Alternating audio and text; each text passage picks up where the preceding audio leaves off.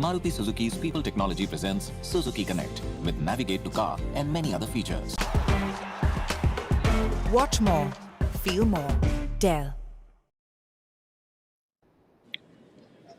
Well, is this the group that you can take for granted? Is this now done and dusted with New Zealand beating India, all the three big teams, so to speak, having played each other, and Pakistan already in the semi-finals? You think cricketing logic and rankings should suggest that these games wouldn't matter, but the script may just have a few turns. New Zealand play Scotland today, and then India take on Afghanistan. So we've got plenty to discuss on Maruti Suzuki presents ESPN Cricket for T20 Timeout, powered by Dell. It's a very good evening to Peter Borren and a very good afternoon to Ajit Agarkar. We're all a bit guilty, perhaps, of assumptions in this group, Ajit. After India, Pakistan, and New Zealand have all played each other, would that be a dangerous thing to do? Yeah, it would be. I mean, you don't know who's going to, turn up on the day. Someone like an Afghanistan is looks in prime position at the moment. Yes. If they beat New Zealand, they'll certainly fancy their chances to go through. So New Zealand can't relax against Scotland today either. Another bad day could turn this group on its head, and India would be hoping all those things happen because India at the moment look the least likely of one of the stronger teams, if you like, in that group to go through. Yeah. So for India to have any chance, all those results perhaps need to happen.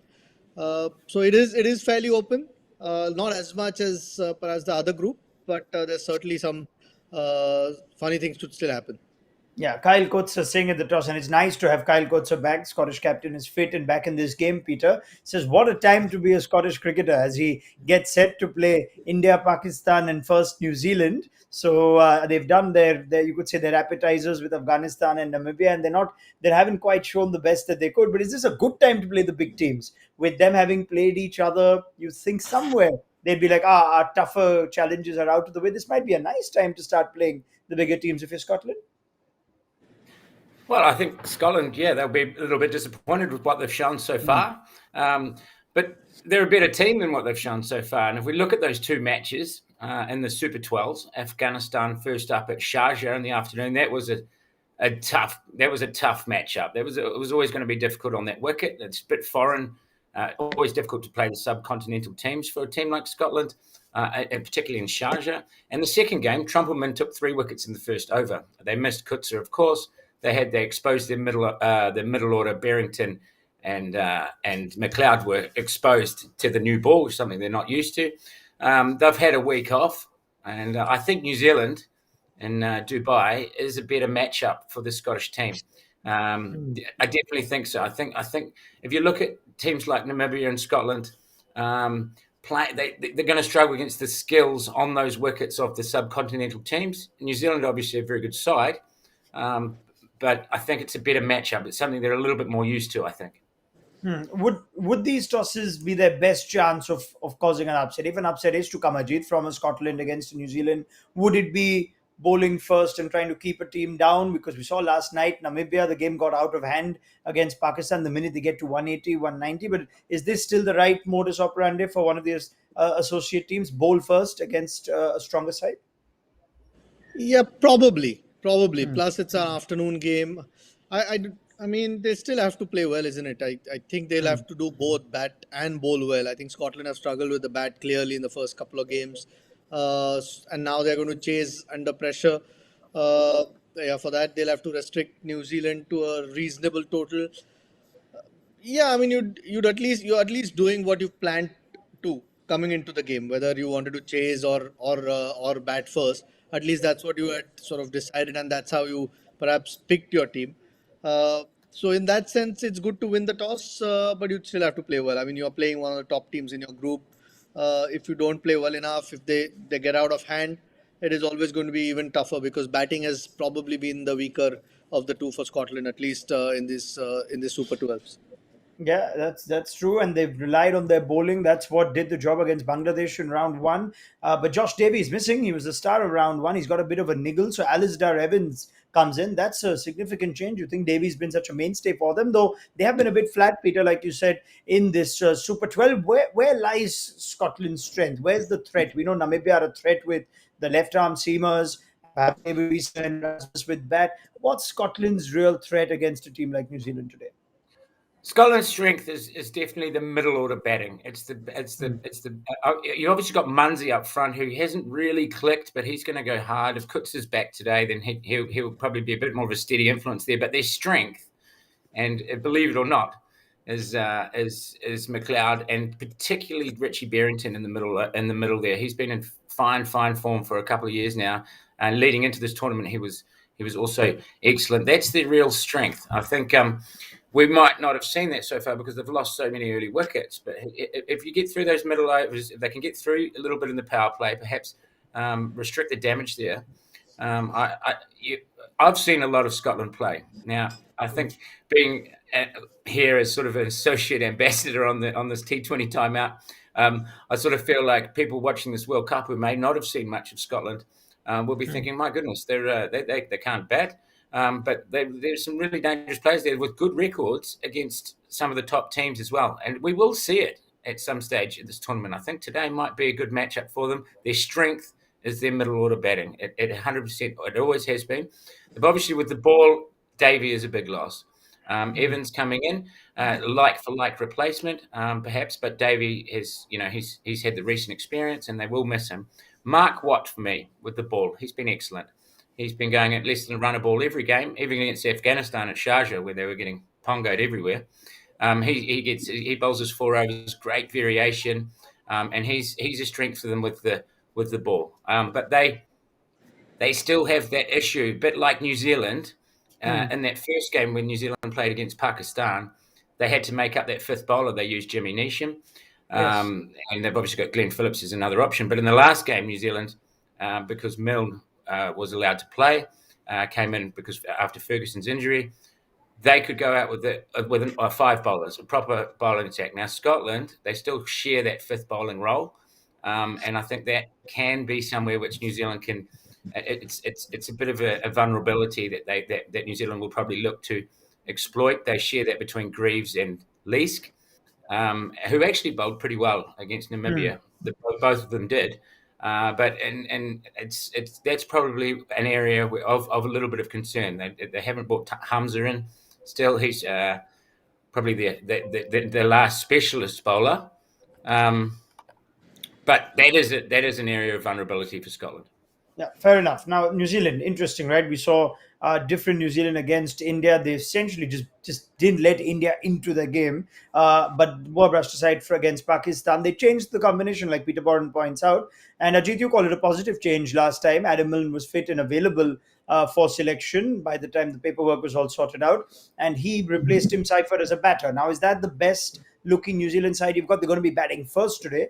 So all of a sudden now you're technically a better light than what you went into the first game with. But do you like the look of this New Zealand team, which is unchanged in this game? Yeah, I think so. I mean, Adam Milne is a wicket taker. You want full 5 bowlers. At least that's the way I look at it. And the 6 bowler can be made up. Jimmy Neesham's okay. He's an all rounder.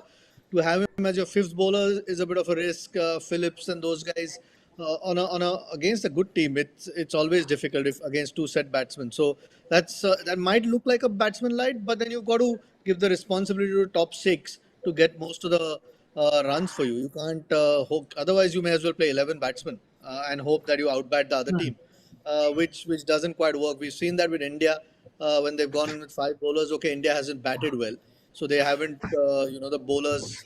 It's not the bowlers' fault. But even so, even if they had a biggest total, they were essentially playing with 5 bowlers. New Zealand have got full 5 bowlers, and then guys to help them out. Yes, there will be a little bit more pressure on the batters up top, but that's why they've been picked to bat. The bowlers will have to do their job when they bowl second, and they've got a formidable lineup. So Santner still bats at number 7, who's Yeah. more than a handy bat. So it's not as if you're batting light. So if the top 4 or 5 do their job, I think New Zealand should be able to get to a competitive total. Yeah, I mean, you still have Santner at 7, Tim Southey at 8. You'd think most T20 sides would be okay with that. But they did throw a surprise, New Zealand, at the start of this tournament by putting Daryl Mitchell up there. There are a lot of guys that like to open the batting. Kane Williamson himself is one of those. Guptill and Conway, you think, would have been the natural openers. Tim Seifert is open. Glenn Phillips is open. But they surprised us with Daryl Mitchell, who actually had never opened in T20 cricket. up until this World Cup. And those are the only two innings he has played.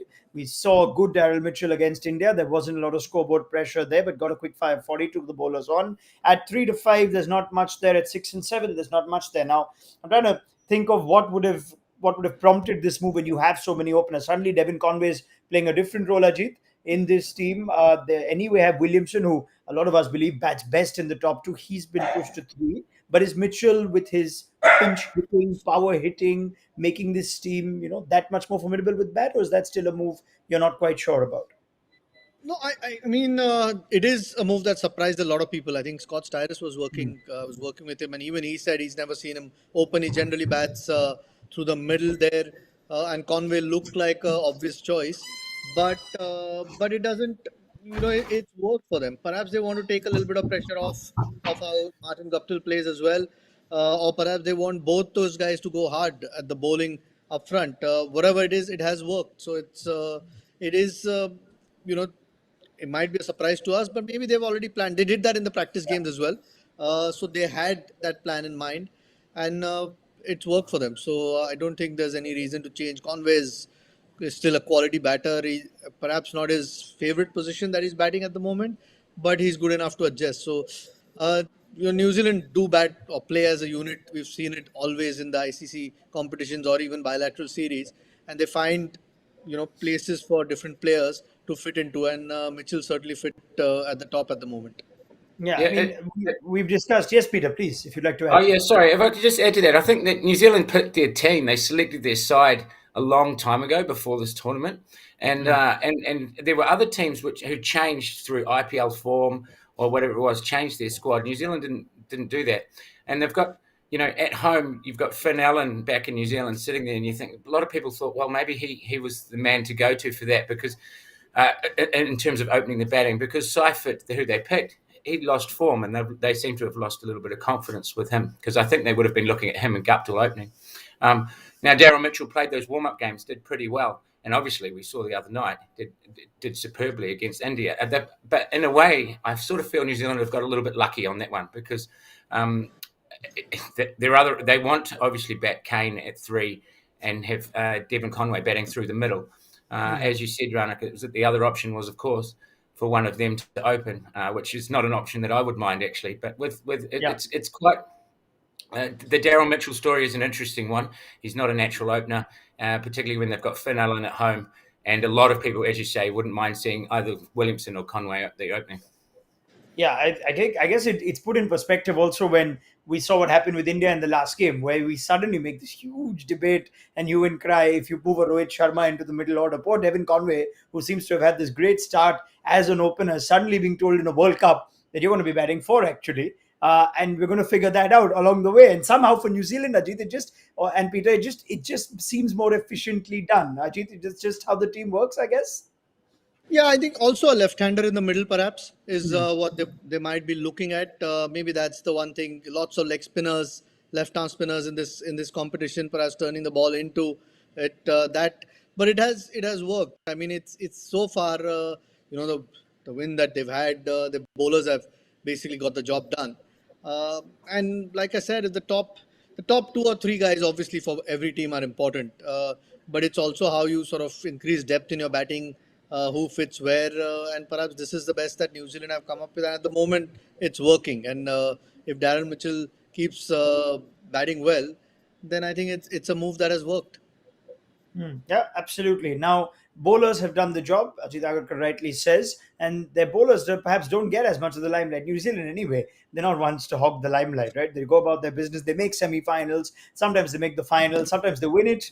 Sometimes they should win it, but then so silly rules come in the way, like in England in 2019. But let's speak about their bowlers today, shall we? Spend some time on them. Ish Sodhi has quietly crept up as a bowler with a significant pedigree in the T20I World Cup. We're just looking at his numbers, and he does trouble teams, including teams, Peter, that are good against spin. We saw that against India last time. He was also very good against India in the last T20 World Cup. But we're just looking at how he's gone about last few years. He's got a strike rate of 16. There aren't a lot of classical leg spinners that make 11s anymore. You can probably count Shadab Khan, Adam Zampa as just a couple of them. Rashid Khan, obviously, Chahal's not part of the setup anymore. But Ish Sodhi he's a T20 bowler with quite a few tricks, isn't he?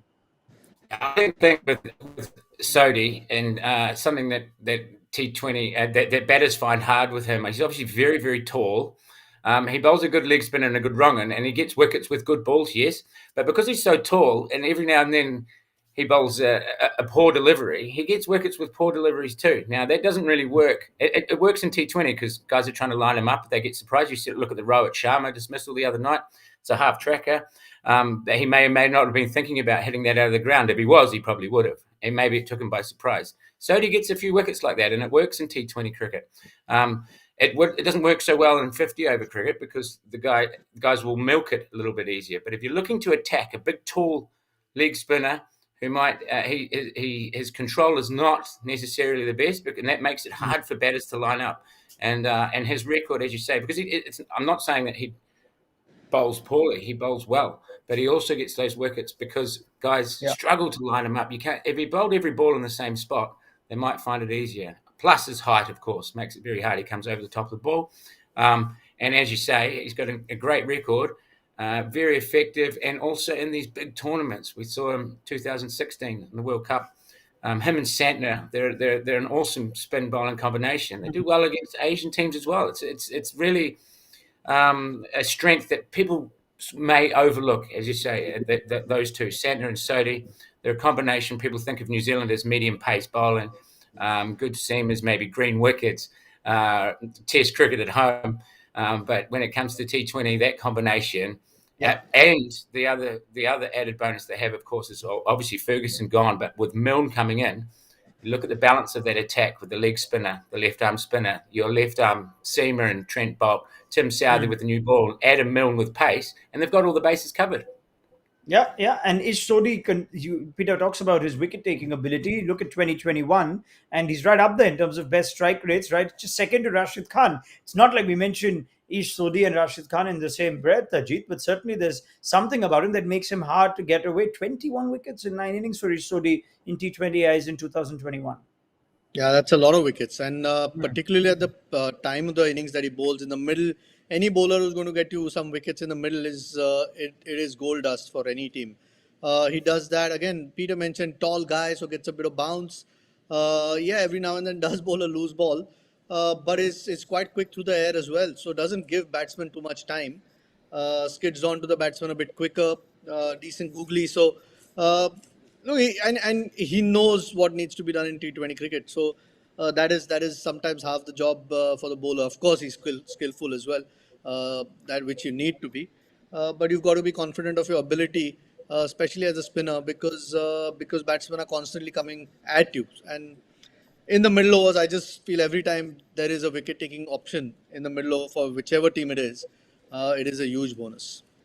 In a funny way, because we spoke so highly and rightly so of Sodhi and Santner, as Peter Borren and Ajit Agarkar have just mentioned, so too of Adam Milne, who's in blazing form ever since the 100. He was the leading wicket taker there. There's Lockie Ferguson, who's not playing. Trent Bolt, we know, is a bowler with pedigree, but Tim Southey's name doesn't always get featured among these T20I greats for New Zealand, and he doesn't even make T20 sides consistently with the franchises that he plays for. We know he's formidable in red ball cricket as well as 50 over cricket, but Southey's creeping up there in terms of T20I wickets. We look at the all-time list, he's actually four.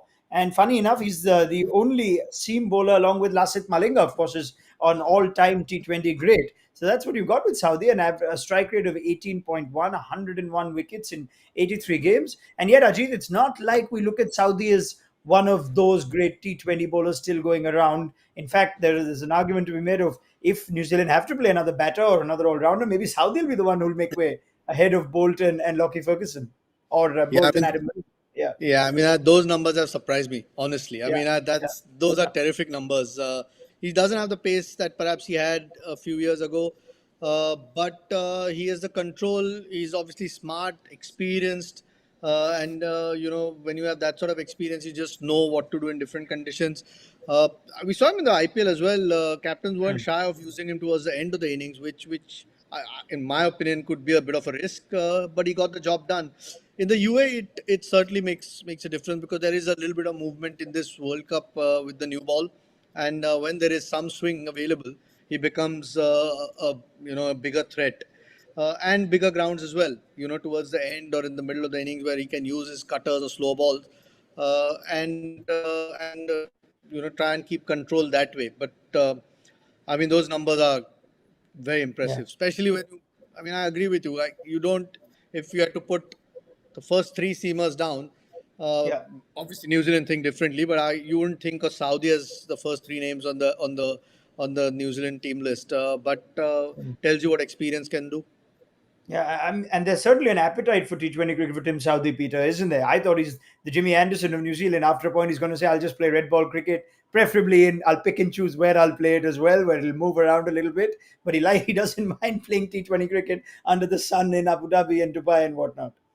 No, I think it's obviously a little bit different for a New Zealand cricketer than for Jimmy Anderson, because New Zealand get 4 tests this summer. There's you sort of, you really do want to be an all format cricketer for New Zealand. There's not really the opportunity to be a one format player. But Tim Southee, this has been a really bugbear of mine for a while. People, I remember, he got signed for KKR, and you're reading people saying, "Oh my goodness, Tim Southee, no way." Now that record doesn't lie, and that record, by the way, is probably half of that is on some very, very flat wickets in New Zealand, where the pass score can be 200, small grounds, flat wickets. He doesn't have the express pace. He doesn't have any mystery about him, but he's clever and he bowls that leg cutter well.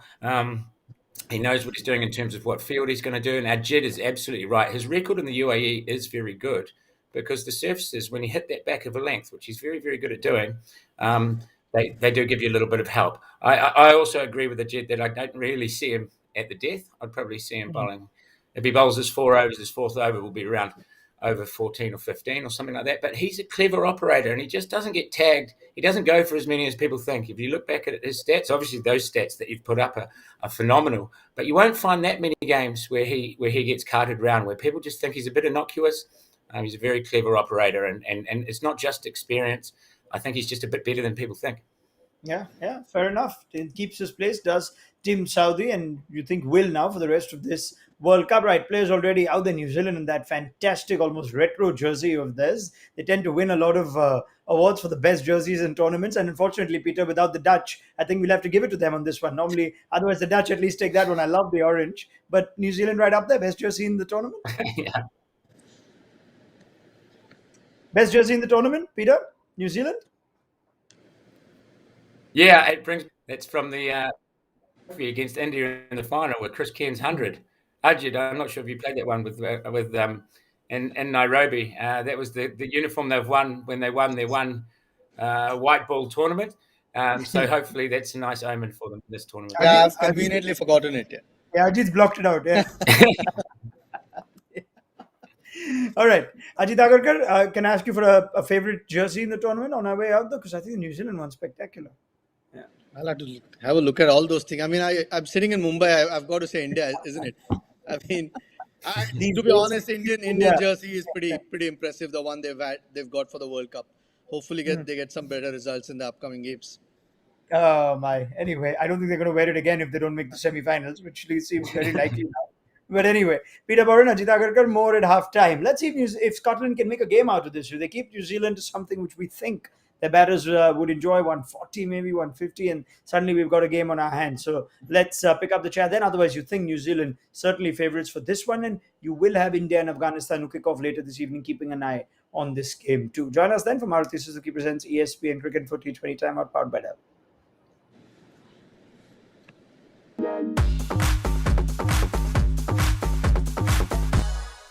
Maruti Suzuki's People Technology presents Suzuki Connect with Navigate to Car and many other features. Watch more, feel more, Dell.